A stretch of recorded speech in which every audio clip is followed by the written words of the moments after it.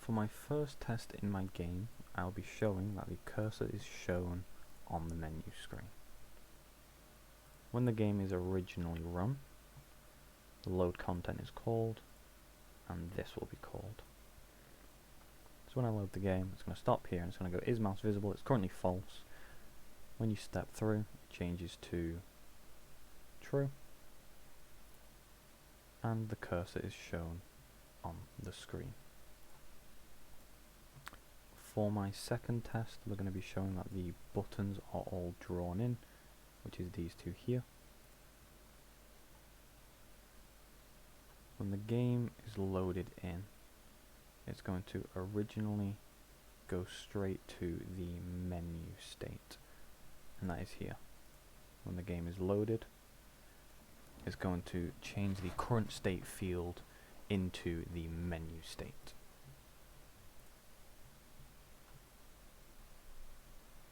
Which is how it should work. It's going to step through. Current state is currently null. Step through it and it is under menu state. So when menu state is changed, it's going to run this code. It's going to instantiate a new button, a new game button, a quick game button, and they're going to be put into a components list. That components list is then going to be drawn. If we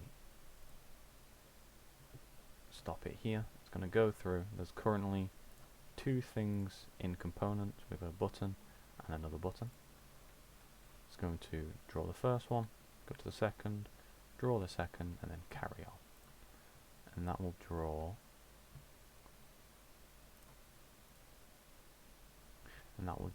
these two buttons. The next test is that the buttons are highlighted whenever they are being hovered over. Now that should be in the button class.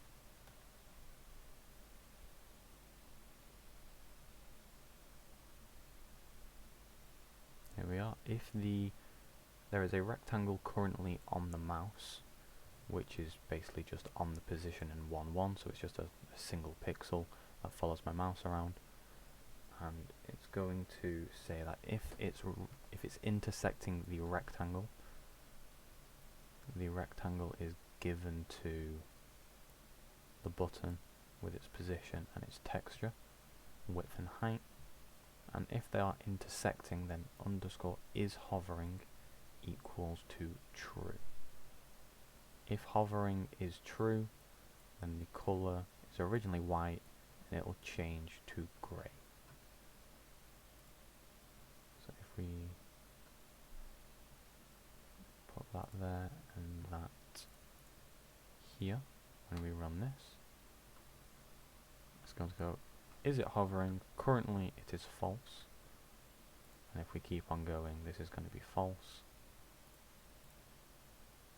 So if we continue it, if we then hover over it, this code will be called. It's going to show that the mouse rectangle, which is at 427.218, is intersecting the rectangle. It's going to change is hovering to true, and then this will then change the colour to grey. And when this runs through again, is hovering is now going to be false due to my cursor being here. It's not going to call this, and it's instead going to keep its colour as white. My next test is to show that the buttons do something whenever they are clicked. The first one I will show is the quit one, and clicking on this button should just close down the application. So in the menu state, we have methods for when the buttons are clicked. If this one is clicked, it is going to exit the game. If we start this up and click quit, it's going to call this method, step through, and underscore game.exit will just close down the application once it is invoked. And this happens due to if the mouse is intersecting the button and the current mouse.left button is released and it is also pressed. If the current mouse is released but the previous was pressed, then that means that I have clicked. It is going to run through and then close down the application. The next test is for the game button to be pressed. As we can see again, when this new game button is called, it is going to change the game state. It's going to change the state to game state. If we run this, click on this, it's going to change the current state, which is, if I can find it, which is on menu state. It's going to change it. The next state is now game state. And then when this is run through, it's going to load up the game. The next test I'm going to show is the cursor changing whenever the game state changes. So in game state, in the load content method, we can show that the regular cursor is now being shown as not visible, which we can test, and instead a cursor which is loaded in here is going to be drawn further down, which is here. The position of the cursor is shown by a mouse position variable, X and Y, which is in my player class. Mouse position X, which is just the mouse's .x position, and the mouse's .y position. And this offset I will come to later. If we start up the game and load in new game, then it's going to originally change this from true to now being false. This is going to load in a crosshair texture, which now has a texture, and then it's going to draw the cursor, which has a current mouse position over there. And if we remove these breakpoints, then I have a cursor which follows my mouse exactly where it is, no matter where it is. As long as it's not off screen, then it will follow it off screen, but the screen isn't wide enough. But you can see that it is in the position of where the mouse is. The next thing I'm going to test is that the player is being drawn in. So if we first go ahead and remove these breakpoints, we can show that in the load content, the player texture is being set to this, and straight away we have a sprite class, which is made at the top, and a new player class is being created and added into the sprite list. So in the player class, we have a method for creating a new player with, it's just given in a base texture. It's going to have a starting origin, which is just the center of the width and height.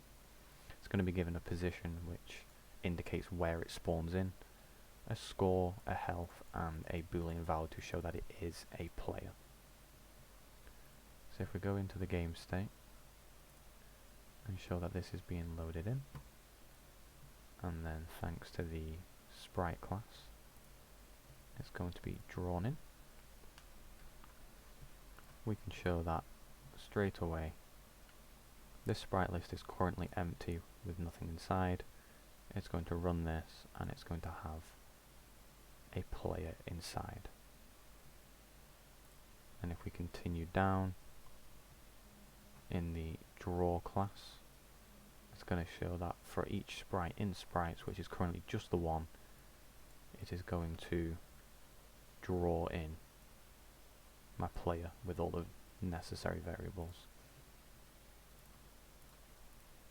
And then we get my player in the center. The next test is to show that the tiles are drawn in the shape specified. So the shape specified is this, which you can see a rough outline. If we just remove this breakpoint, you can see a rough outline with the ones on this giant array. And this is the basis for my map. You know it works due to, if you look at this centerpiece here with this arch and the gaps here, when we load in the game, we're going to see that exact shape with the arch and the gaps with tiles. Now this works due to when the game state is loaded, it's going to load this map.generate, and it's going to input in this array of ones and zeros, and it's going to input a size of 70. Now if we go to the map class, the generate is just a method that loops through every single 0 or 1 in the array, and it's going to say that if the number is more than 0, so if it's a 1, then it's going to add a collision tile, which is just the tile name. It's going to give it a texture, which I believe is loaded in somewhere around here.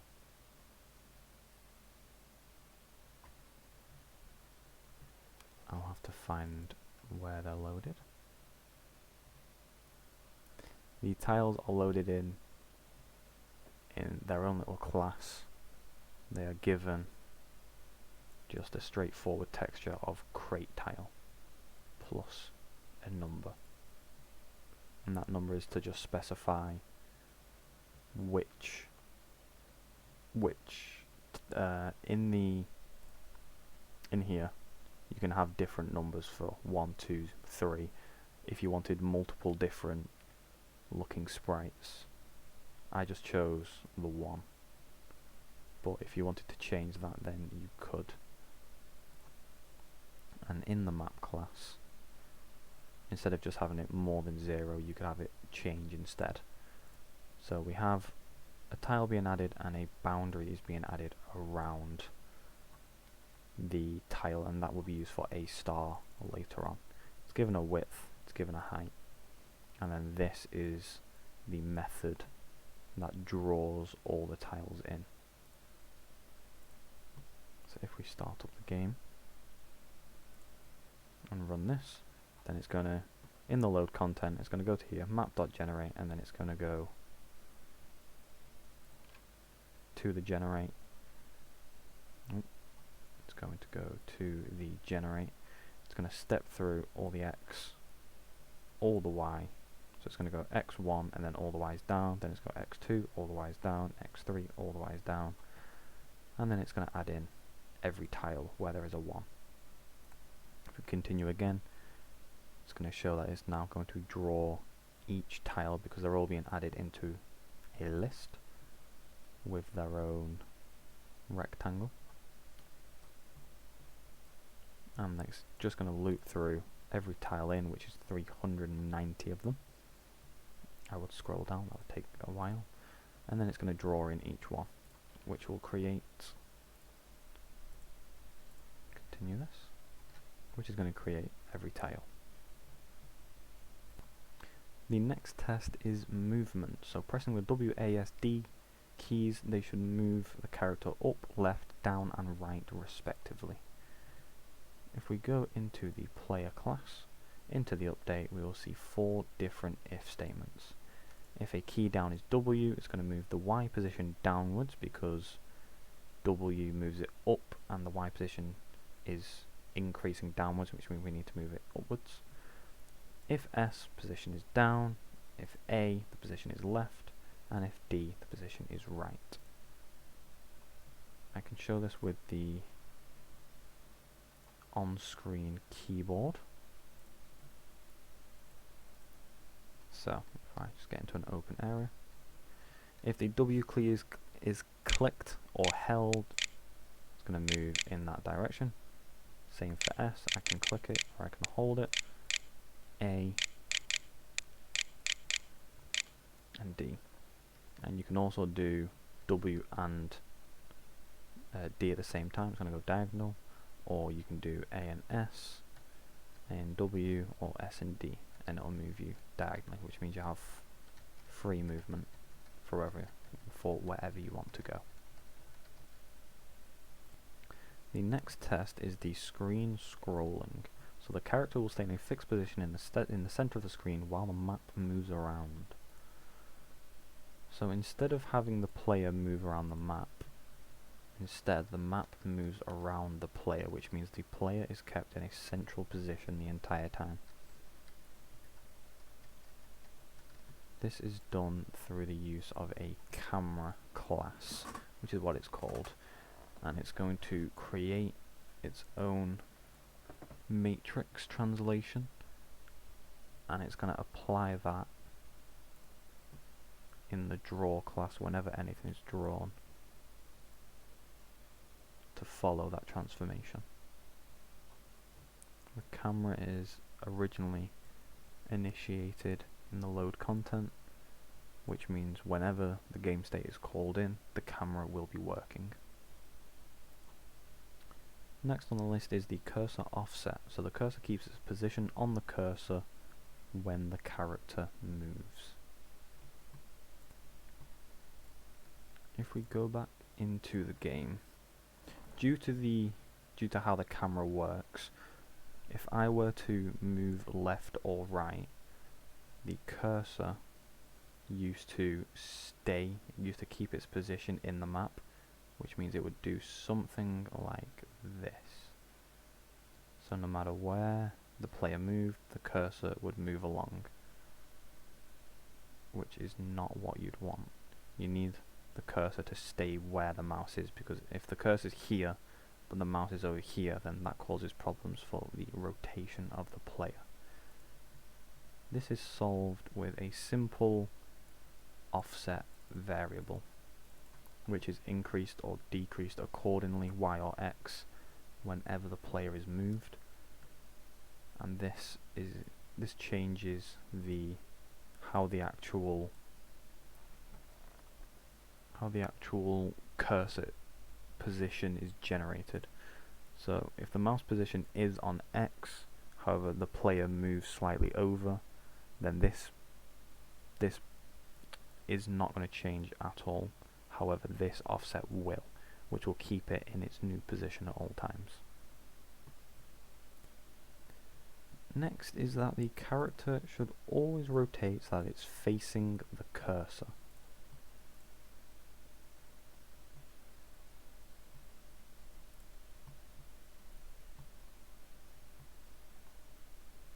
So in here, as I've just shown, we have two variables, mouse position X and Y. This just gives us a location of where the mouse is at all times.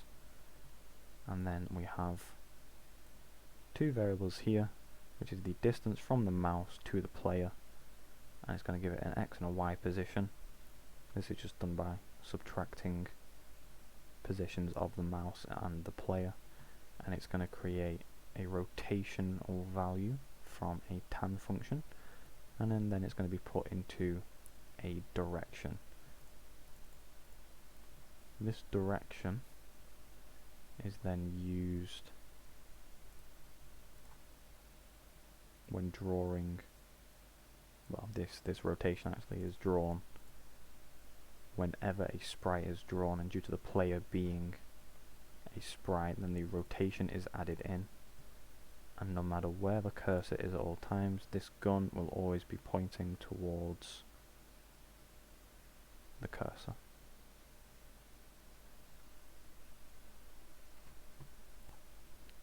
The next test is shooting. When pressing the spacebar, the player should fire a bullet in the direction of the cursor.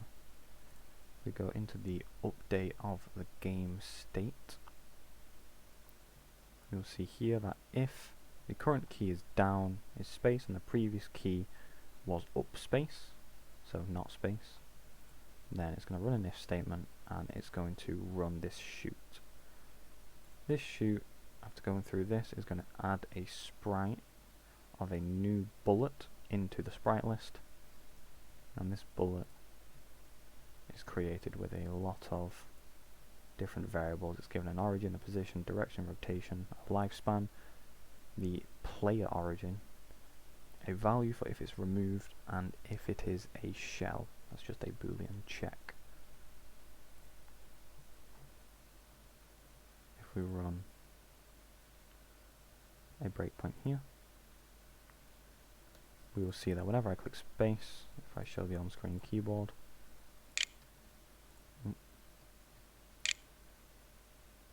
I click space and this showed up. Because the current key was a space, the previous key was not a space, which means this ran. It's going to go through, it's going to run shoot, which we can see it steps into, and after a few checks it's going to do this, which means we now have a player and a bullet in the sprite list, which is then going to go down here and draw in all sprites. Now the bullet is updated with its class here, and its position changes due to whatever direction it's facing, which is the player direction, same as the player direction, and then it's just going to be multiplied by the velocity, which means every time it updates it moves in a certain position. The bullet also works off of a lifespan timer. It's given a set lifespan of, I believe, 10.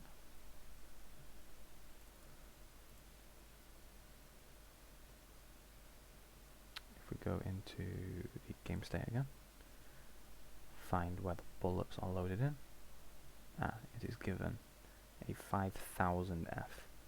That's just for testing, so the bullet never runs out, but you can change this value, so if it is 10, and we continue this,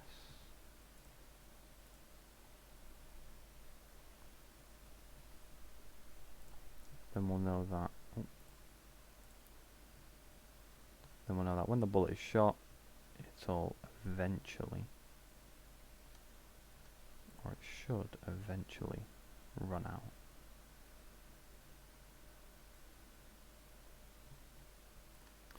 I've changed the lifespan to 0.1 instead, and now you can see that whenever the lifespan runs out, the bullet disappears.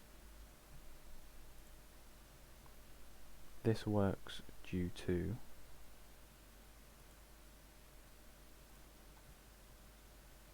every time it's updated, this timer is increased, and if the timer is more than the lifespan, then it's just going to get removed. With the bullet as well, as you can tell, if I load up the game and click spacebar, or spam spacebar, which I can show you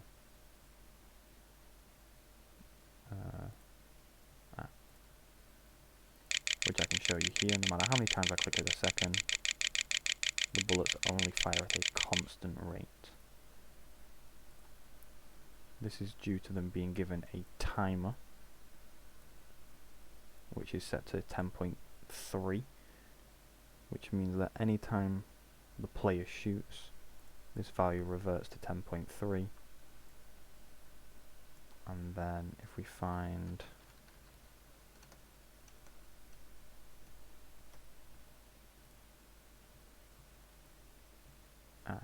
the timer, then this is going to be increased each time it updates by just however long the game has been running for.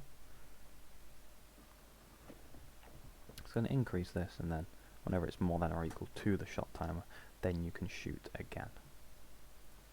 My next test is enemy spawning. We need to check that the enemies do indeed spawn in, and it's when the caves are in your field of vision.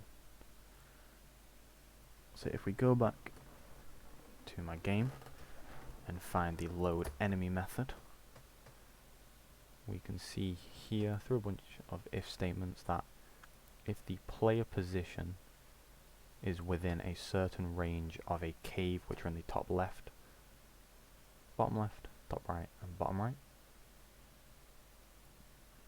then an enemy will be added in. So if we put an if statement for the top left and start,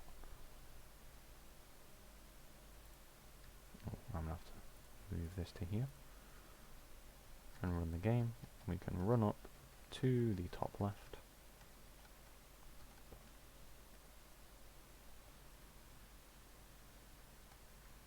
and as soon as I'm in range of the cave, this if statement becomes true, and it's going to add in an enemy, which is now added into the sprite class. And that works for all 4 caves which are located around the map. My next test is to show that the enemy spawning in is random. So whenever my game first loads in and this is called, the enemy count is given an arbitrary value to begin with of 16.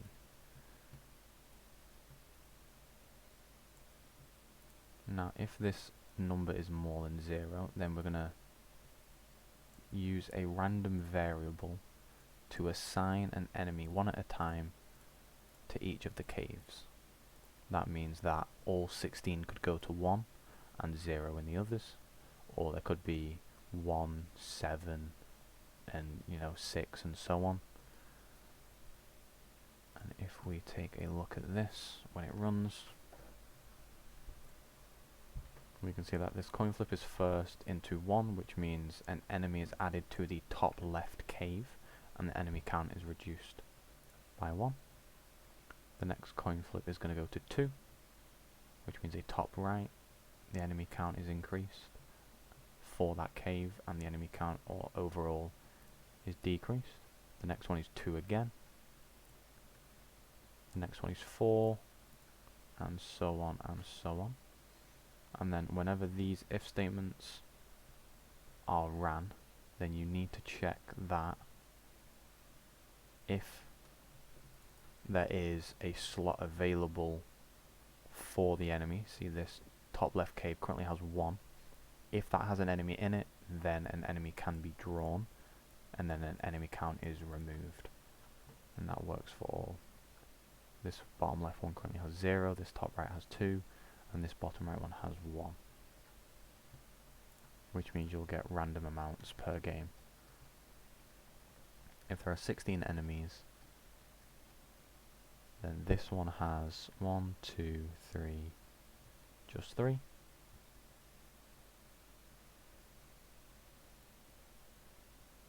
This one has 1, 2, 3, 4, 5, and then we'll have 8 left in these top 2 caves.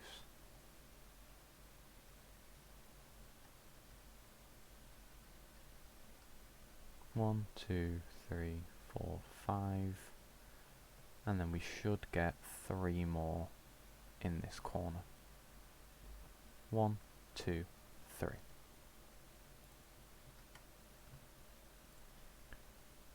I'm going to do these next 4 tests together. They are the collisions for the tiles that are all around the map. So when you run into the tile either on the top of it, the left, the bottom or the right, then the player should feel some resistance and move in the opposite direction to if you're moving. If I move down, then the tile should push upwards at the same speed I'm walking, which means I just shouldn't move at all. I can show this with this. If I hold down, I don't move. If I hold right, I don't move. If I hold up, I don't move. And if I hold left, I don't move. Which means the collision's working great and I can't go through any tiles.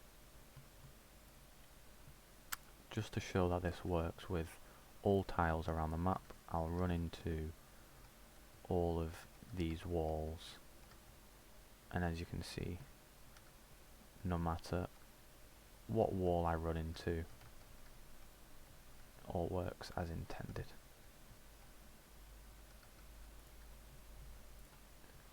Next thing to test is the enemy collision with the player.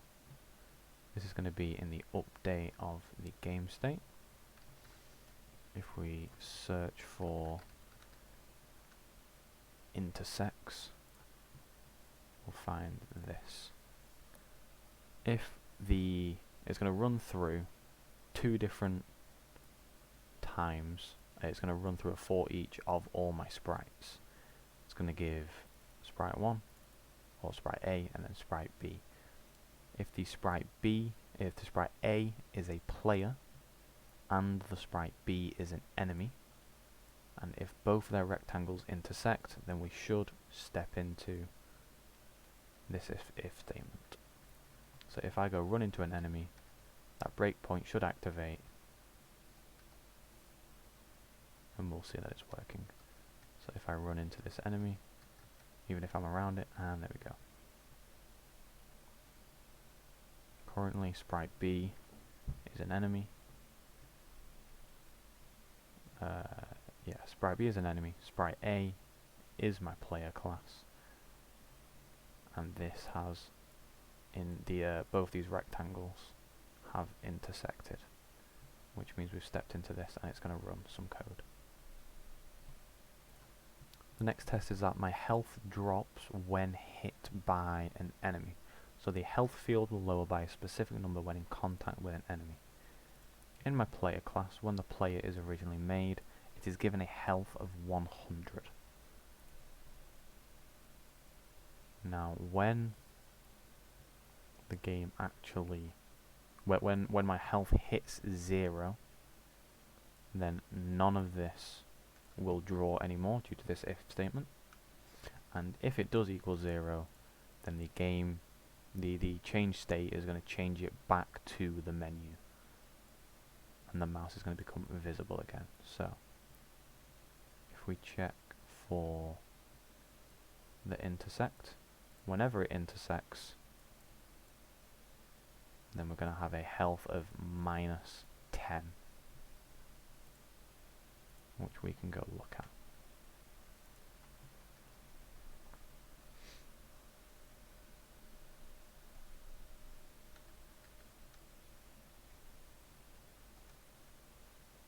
I've intersected, and my health, let's not click things, and my health is going to go from being 100 to now being 90, as it's -10. Next up is the delay on enemies hitting me, so I don't instantly die. So because the enemy is being updated 60 times a second, and this is being updated 60 times a second, whenever these two sprites would intersect, then this would be ran 60 times in a second. And if I am hit 60 times in a second, then that is doing 600 damage, which we can't have. So instead, we introduce a cooldown variable for the enemy. It's originally given a cooldown of 180, which is 3 seconds, due to it being 60 FPS. And whenever the enemy hits me, it's going to put the cooldown to 180, and the cooldown, as we can see, whenever it's more than 0, anytime it updates, it's going to -1 for the cooldown, which means that over 3 seconds it's going to drop back to 0, and if the cooldown equals 0, then it can hit me again and take off some damage.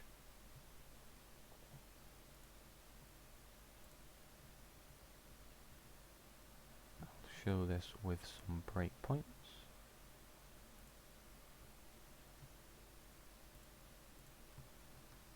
If I go run into an enemy, then we should see that the cooldown is originally not 0. It is in fact 78. Next time we come to it, we're on to 77. I'll drop it down to 76, and so on until it reaches 0, in which it's now stepped into here. It's done its damage, and the cooldown is back up to 180. So when we step through this, it's moved on to the second enemy instead.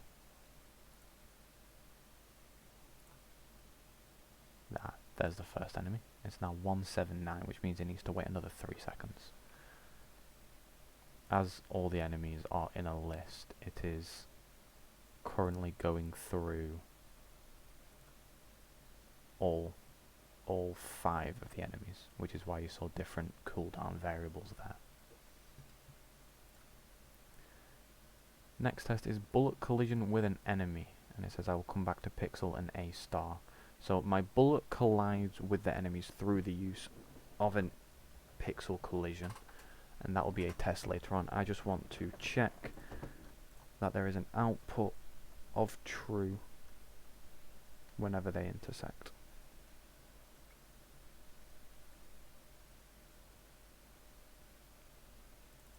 That's just a duplicate of the code, I believe. If we find a breakpoint here, that should only activate whenever, let's have a look. So this for each is going to run through all sprites. There are 3 boolean checks. It's either it's .player, which is here, this if statement. It's either an else if of is enemy, and else, because there's only 3, it's going to be a bullet. So sprite, which is technically sprite A, is going to be the bullet. We also have another check, sprite B, which has to be, there's another duplicate. So sprite B has to be a player. No, sprite B has to be an enemy.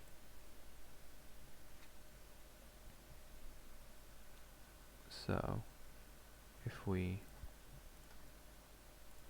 run this and go shoot a bullet at an enemy,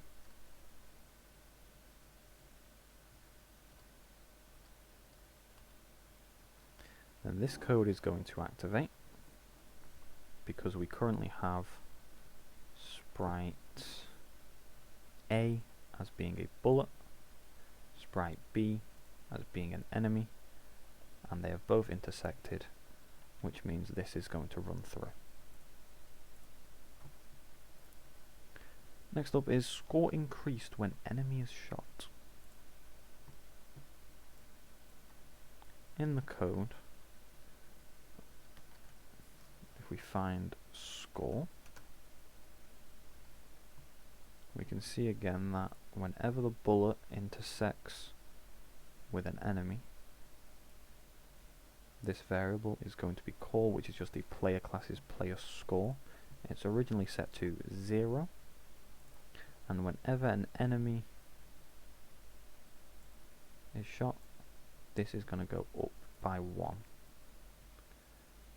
And as we can see down here, we can see the score due to drawing in a drawstring rather than a sprite, because it's text. It's going to draw the score along with the player score. So if we start this up, you can see in the top left we just have a score of 0. I'm going to shoot an enemy. It's going to run through this due to them being intersected. Player score is 0, step through, player score is now 1. And this will be shown with it being drawn in the top left. Next up is enemy disappears when shot. So So we need to check that whenever this runs through, we need to know that the enemy is disappeared. So we know that the enemy, if we run through this again, for the sake of this I'm just going to increase my player speed so I can get around faster. Should have done that at the beginning. We're just going to zoom around to find an enemy. We're going to shoot. It's intersected. We know that sprite B is the enemy, as you can see. And whenever this runs through, we know that sprite B dot is removed is originally false, but when it is shot, it's going to change it to true. Now if we go down to here, whenever this, every time the update is called, it's going to run this check, which just goes through each sprite count, which is currently at 5, and it's going to check that if the sprite's variable is either is removed or it's not, due to that explanation, if it's not visible, then it's going to run this, which is just going to remove the sprite. And we know that because this sprite is removed, which currently is this sprite check of an enemy, is removed equals true, and this is going to come out as true, and it's going to remove it. And that's also going to happen for the bullet as well, which I'll show later. So we can remove these, go into the game and just show that they do disappear.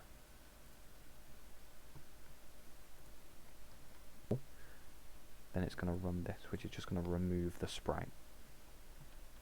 And we know that because this sprite is removed,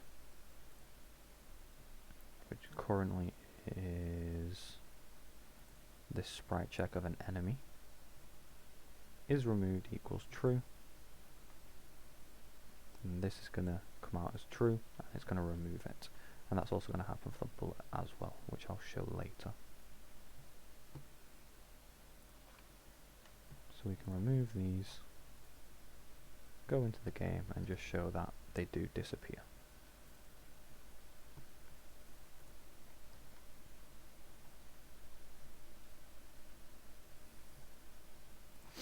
Bullet is on a timer. Right.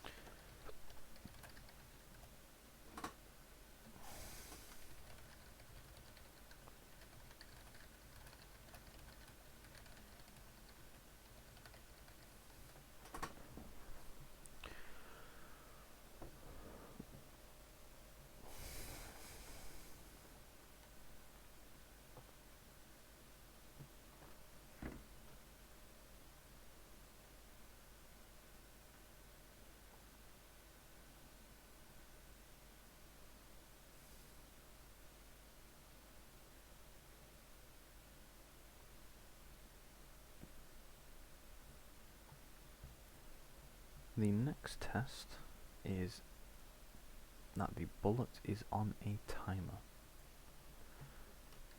So as we can see in the bullet class, it has a variable of lifespan. Now this lifespan, whenever the bullet is updated, if that lifespan reaches a certain, well, if the timer, which increases whenever the game time goes up, if this timer reaches a set value of the lifespan, then the bullet is removed is going to be called. So if we do that, if we go change the, if we change, here it is, this value of lifespan to about 0.1 instead of 1,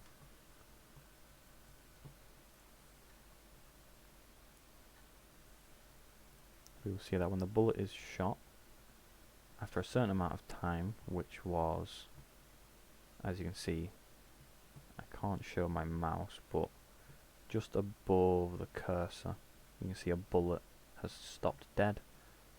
This has been called, and the bullets variable of is removed has changed from false to true, which is then going to run the check here to remove the bullet. So if we continue, remove that breakpoint, we'll see that the bullets disappear after a set amount of time. It's not distance, it's just time. The next check is to show that the bullet disappears when shooting an enemy. So back to here, where we have both things intersecting.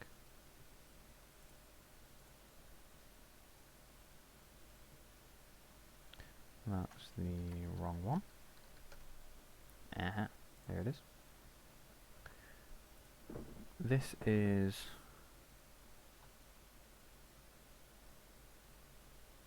right. We'll put a breakpoint here. We'll start up the game. And whenever a bullet intersects with an enemy, then it's going to run this. Now this is a for each of all sprites. We have sprite, which is just sprite A. This is going to loop through, and we're going to get a check for either if it's a player, the else is for if it's an enemy, or because I only have 3, then we're going to get is this sprite a bullet? Because it's not a player, it's not an enemy, so it must be a bullet. Now we also have another check for sprite B. We need to check that sprite B is not sprite. It is not the original sprite, and it's also not a player.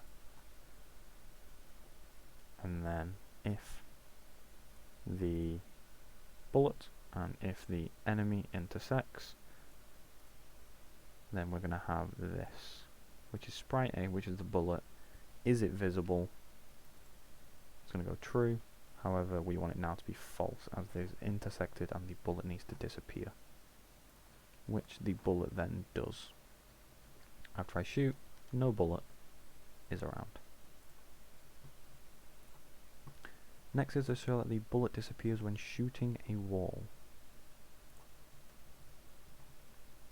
So I'm going to go back and increase this value to 1, so the bullet moves a bit further. And we now need to know that if anything collides with a collision tile, so this is just a for each for each tile, and it's going to, for each sprite within this, it's going to call a dot collision, which if I find in the sprite class is just an empty void method. However, in the bullet class, which inherits from sprite, we can see an override, which is if the rectangle touched top of, so rectangle is the sprite rectangle, and this new rectangle is the tile that we're throwing into here. If it does collide with any of them, then either is removed or is visible equals true or false. Is visible is for, is removed is for the bullet, I believe, and is visible is not needed.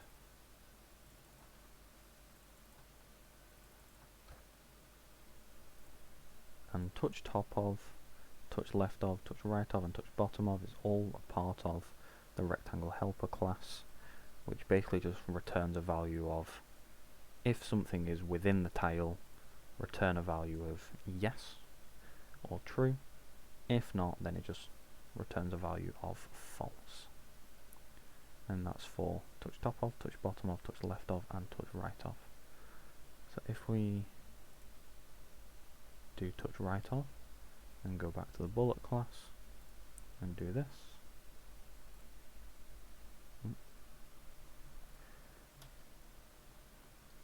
It's going to keep on checking, so we know that because it's not, I've currently not shot anything, that this is just going to return a value of 0 or false, which is why it just keeps on stepping through. However, if I do end up shooting a wall,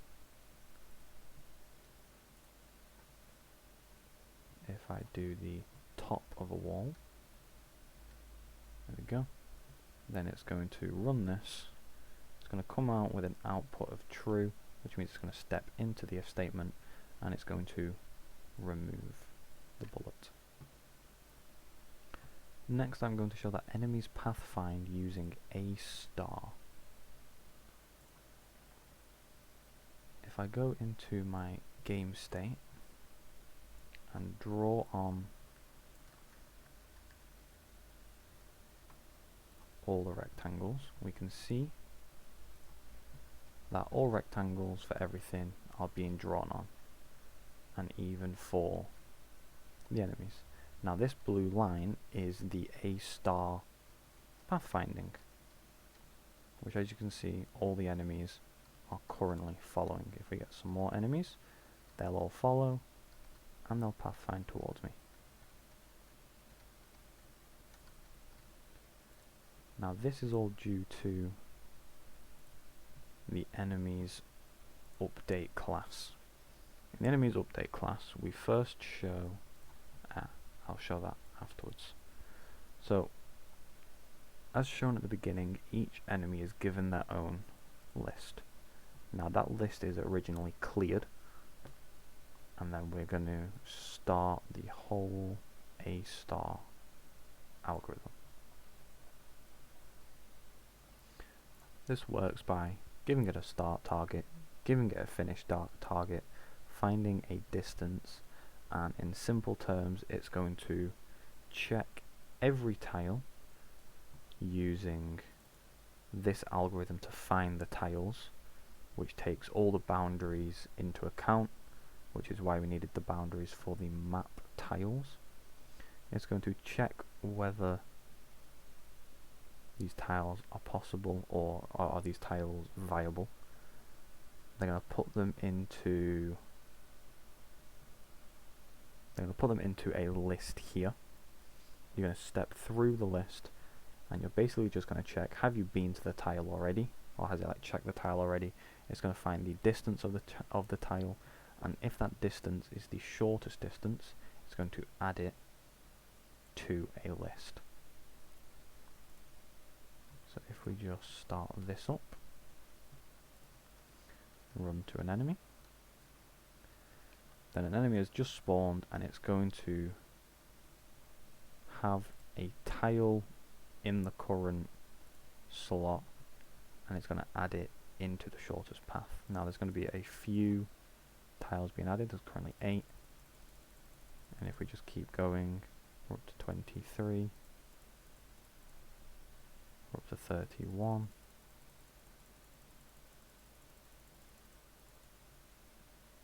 and it moved on to a new enemy. So if we look at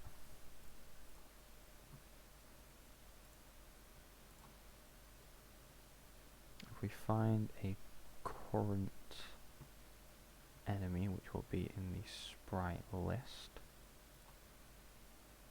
if I can just go to here,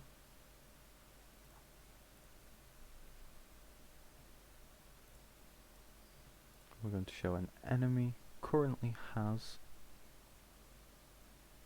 a list here of 54 different tiles, which you can see are all labeled as different tiles. Now that list that I've shown you is then drawn on.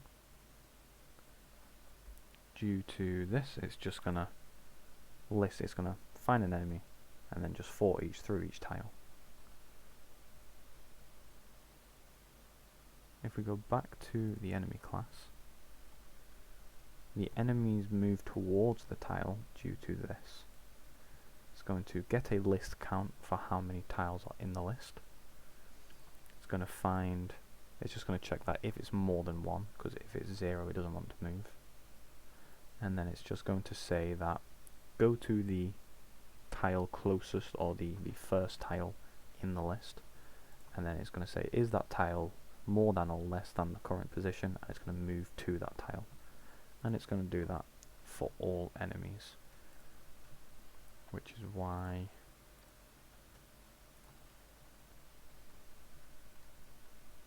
the enemies move towards each tile, as you can tell.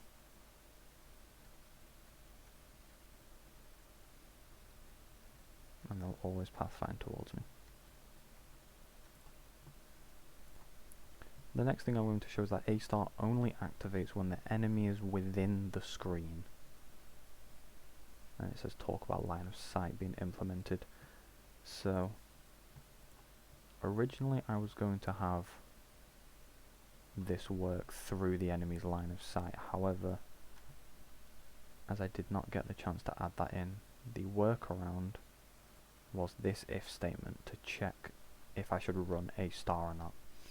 And it basically says that if the enemy's position is more than a certain amount or less than a certain amount, then it should not run.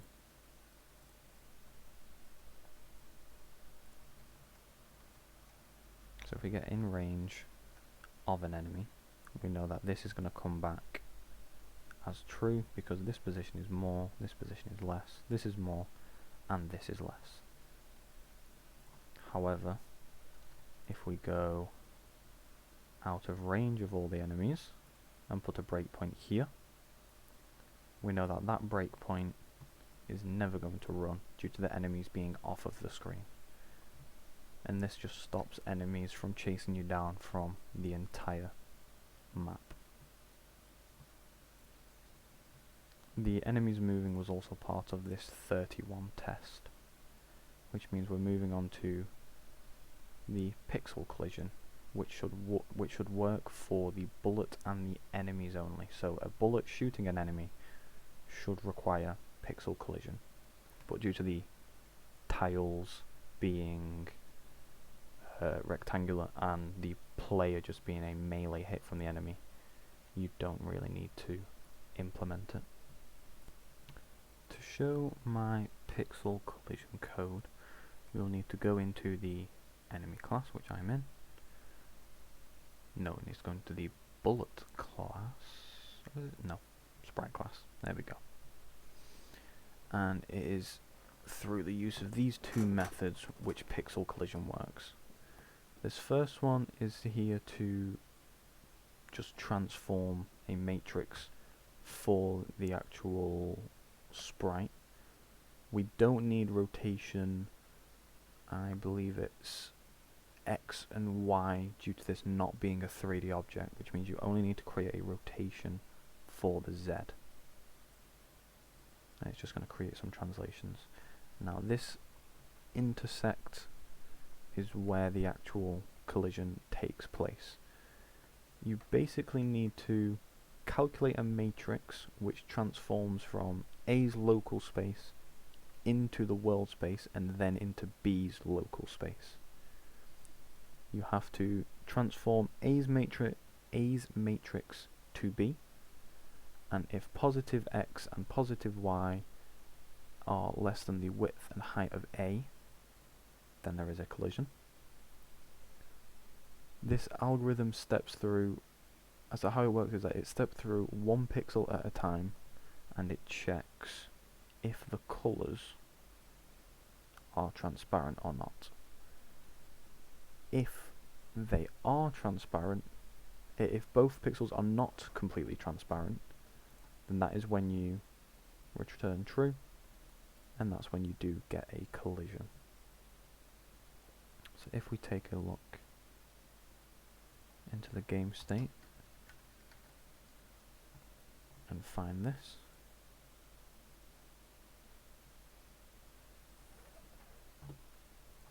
and then put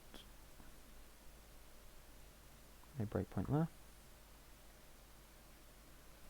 We're going to see that when a bullet collides with an enemy, it would have stepped through this entire program, this entire code, found that color A is not equal to 0, color B is not equal to 0, and it's going to return true, which is going to send us back into here. It's going to remove the enemy, remove the bullet, and increase the score.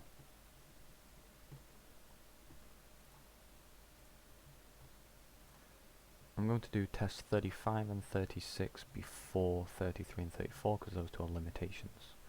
So 35 is that the level goes up once a certain number of enemies have been killed. If we go back into the game state code, we'll see that the original enemy count is at 16 and the total enemies is also 16. Now in the code, if I can find it,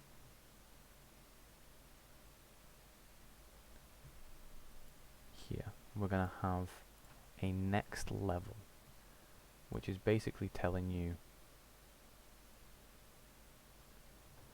it tells you how many enemies are needed to, no, this is what tells you how many enemies should spawn in the next level.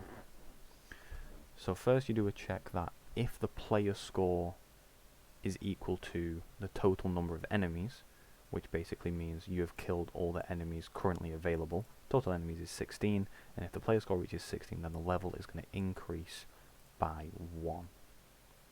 The enemy count is then going to increase by this amount, which is just a exponential function. And then the total enemies is then going to increase by this enemy count. I can show this working, where if I go around and kill all the enemies, then this level up here should increase by 1 as shown by this, and then the enemy count should go up, which means more enemies will spawn. So once I go to this last one, if I just make sure that they're away from the cave so they don't spawn immediately, then it's going to reach 16, level's going to go up, and then more enemies are now available to spawn. And that amount of enemies is slowly going to go up due to this. And the next,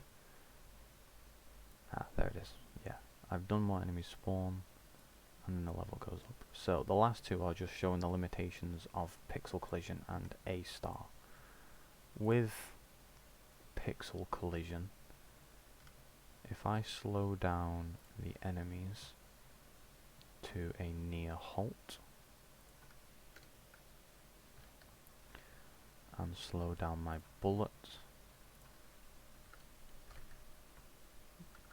to a near halt as well, I should be able to show, after removing all these,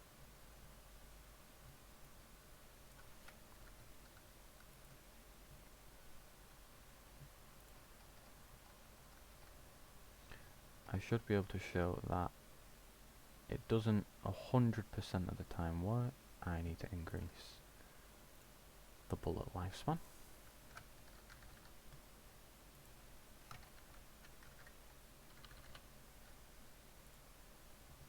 Just to make sure the bullet doesn't die on me. Go back to the enemies, and we'll see that the bullet does collide, however, occasionally, I think it's the bottom,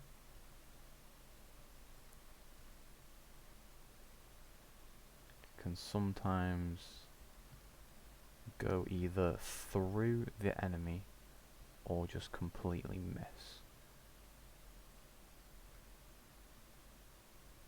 I think it's this top corner here. It'll sometimes hit the enemy, but not do anything. However, on the other hand, this corner is a bit too wide.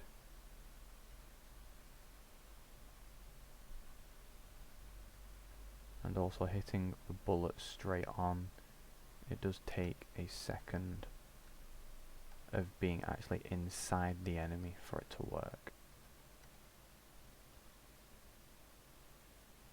Should be able to show it here.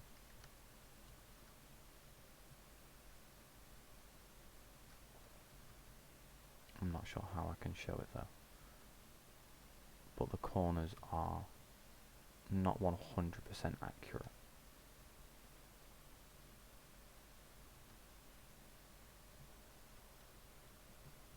And with A star, if I go turn back on all these, turning certain corners or being in a certain position around a corner can sometimes break A star for the enemy and can crash the game. So if we increase this speed up to 2,